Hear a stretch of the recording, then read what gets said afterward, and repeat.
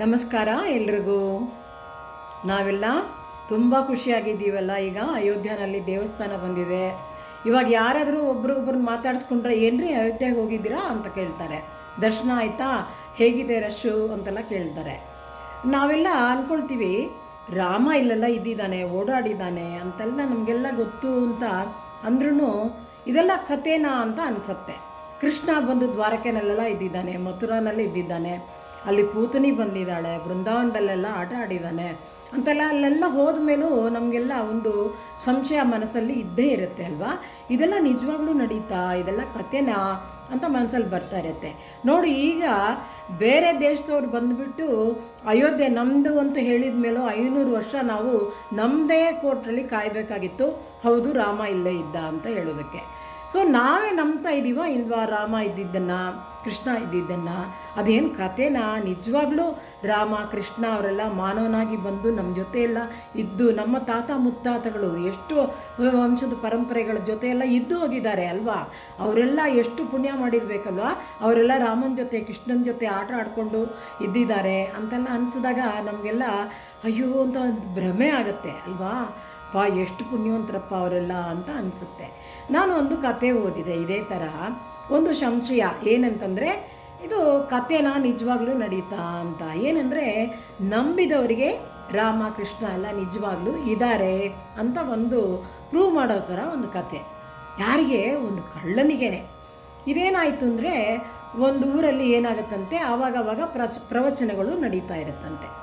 ಅಲ್ಲಿ ಒಂದು ದಿವಾನರಿಗೆ ತುಂಬ ಅವರಿಗೆ ರಾಮಾಯಣ ಮತ್ತು ಭಾಗವತ ಇದೆಲ್ಲ ಕೇಳಬೇಕು ಅನ್ನಿಸ್ದಾಗೆಲ್ಲ ಪ್ರವಚನಕಾರರೆಲ್ಲ ಕರೆಸ್ಬಿಟ್ಟು ಪ್ರವಚನಗಳೆಲ್ಲ ಮಾಡಿಸ್ತಾ ಇದ್ರಂತೆ. ಆಗ ಒಂದು ದಿನ ಏನಾಗುತ್ತೆ, ಇದೇ ಥರ ಪ್ರವಚನ ಭಾಗವತ ಸಪ್ತಾಹ ಮಾಡಿ ಅಂತ ಹೇಳಿದಾಗ ಅವರು ಪ್ರವಚನಕಾರರು ಬಂದಿರ್ತಾರೆ.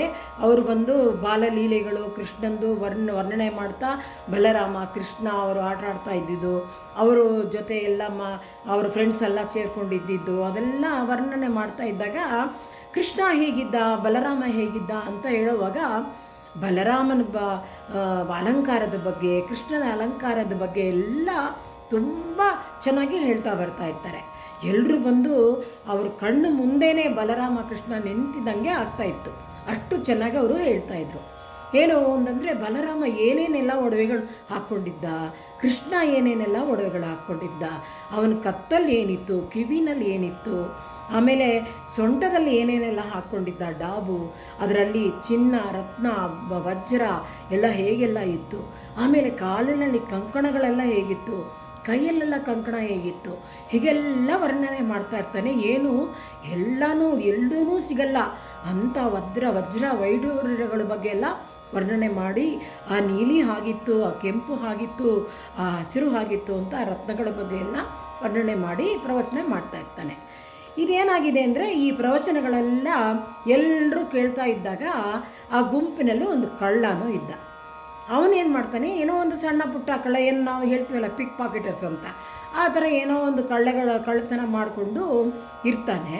ಆವಾಗ ಅವನಿಗೆ ಇದೆಲ್ಲ ಕೇಳಿಸ್ಕೊಂಡ್ಬಿಟ್ಟು, ಅಯ್ಯೋಯ್ಯೋ ಎಷ್ಟು ಚೆನ್ನಾಗಿದೆ, ಇಷ್ಟಿಷ್ಟು ವಜ್ರದ ಆಭರಣಗೆಲ್ಲ ನನಗೆ ಸಿಕ್ಬಿಟ್ರೆ ನನ್ನ ಜೀವನ ಪರ್ಯಂತ ನಾನು ಹಾಗೆ ಇದ್ಬಿಡ್ಬೋದು, ಮತ್ತು ಕಳ್ತನನೇ ಮಾಡೋದು ಬೇಡ, ಅದನ್ನೆಲ್ಲ ತೊಗೊಂಡೋಗಿ ಮಾರಿದರೆ ಎಷ್ಟೊಂದು ದುಡ್ಡು ಸಿಗತ್ತಲ್ವ, ಅದು ಈಗ ಚಿನ್ನ ಎಷ್ಟೊಂದು ಬೆಲೆ ಇದೆ ಅಂತೆಲ್ಲ ಅಂದ್ಕೊಂಡ್ಬಿಟ್ಟು ಏನು ಮಾಡ್ತಾನೆ, ಇವನಿಗೆ ಗೊತ್ತು ಈ ಹುಡುಗರು ಎಲ್ಲಿದ್ದಾರೆ ಅಂತ ಇವನಿಗೆ ಗೊತ್ತು ಅಂತ ಏನು ಮಾಡ್ತಾನೆ, ಪ್ರವಚನ ಮುಗಿಯೋವರೆಗೂ ಕಾದ್ಬಿಟ್ಟು ಆ ಪ್ರವಚನಕಾರರು ಮನೆಗೆ ಹೊರಟ ಮೇಲೆ ಅವ್ರ ಹಿಂದೆನೇ ಬರೋಕ್ಕೆ ಶುರು ಮಾಡ್ತಾನೆ.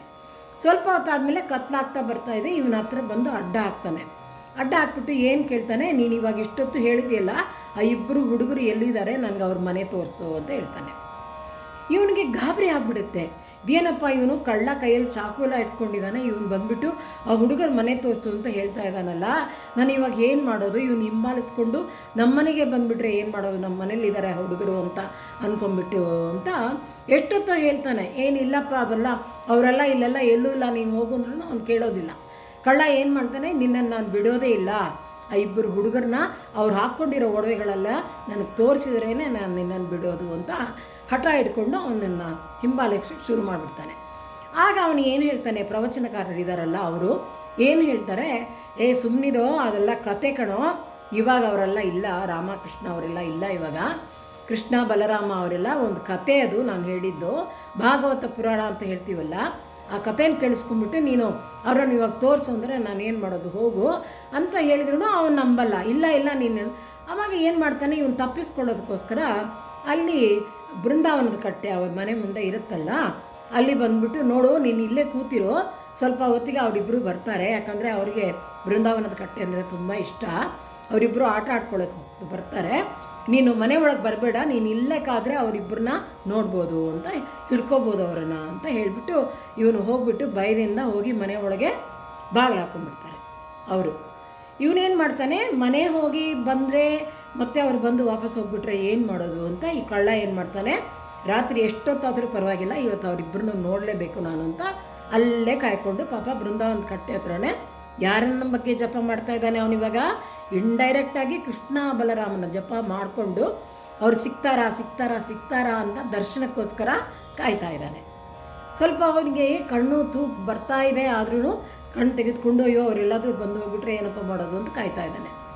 ಸ್ವಲ್ಪ ಹೊತ್ತು ಏನಾಗುತ್ತೆ, ಸ್ವಲ್ಪ ಹೊತ್ತು ಆದಮೇಲೆ ಏನಾಗುತ್ತೆ, ಇವನಿಗಿನ್ನ ಮಂಪ್ರ ನಿದ್ರೆ ಬಂದಂಗೆ ಇದ್ದಾಗ ಯಾರೋ ಬಂದಂಗೆ ಶಬ್ದ ಆಯಿತು.